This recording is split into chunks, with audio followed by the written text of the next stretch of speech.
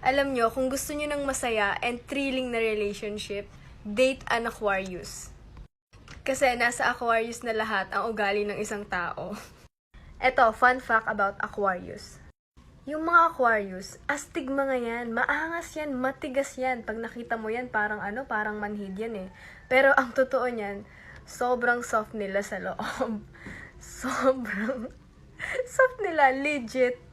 And that's the thrilling part kasi hindi nila ipapakita na soft sila. And matcha-challenge ka doon. And kung usapang topakin or toyoin, number 1 ang Aquarius dyan. Napakatopak ng mga Aquarius. Pero, in a cute way.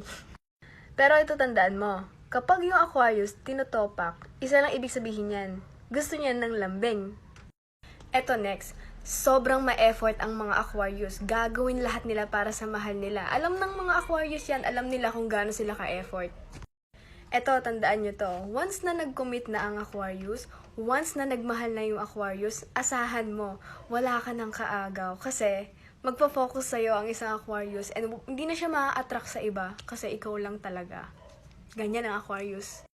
Eto pa, karamihan sa mga Aquarius ay kalog, mga palatawang tao, mga masasayahin, mga joker. So kapag kasama mo ang isang Aquarius, sigurado lagi kang masaya and lagi kang tumatawa.